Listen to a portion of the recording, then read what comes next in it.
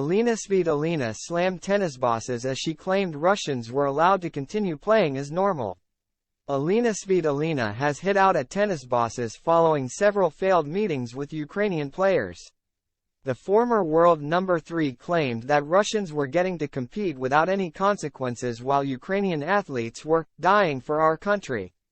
Svitolina has joined the growing calls for tennis bosses to meet with Ukrainian players over the handling of Russian players and the war. The 16-time title winner has been very involved in raising money and awareness for Ukrainians over the last 13 months and joined calls for Russians to be banned from Wimbledon again. But the 28-year-old has revealed that she has now lost the moral strength after several conversations that she believes have been ignored. Although Svitolina has been sidelined for a year during her pregnancy and birth, she believes the tennis world hasn't done enough to punish Russians. It's hard for me to say how they are treated, because I didn't take part in competitions over the past year. But I don't think anything has changed there, unfortunately, the former world number 3 said. The WTA and ATP Tennis Association still allow Russian and Belarusian athletes to continue playing.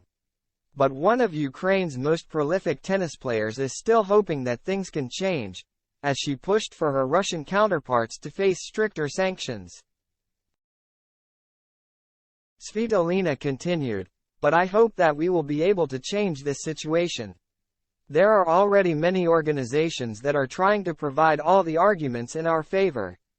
The Odessa native then made a sobering comparison between the realities that Ukrainian and Russian athletes were facing, adding, "This is clearly not fair. Russian athletes have the opportunity to continue playing as if nothing ever happened.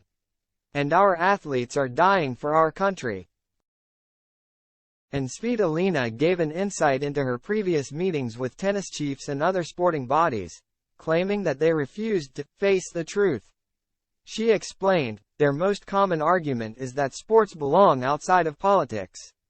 They say that athletes have nothing to do with politics. I already have had so many meetings with various officials of the Olympic Committee and tennis organizations that, to be honest, I no longer have the moral strength to fight them.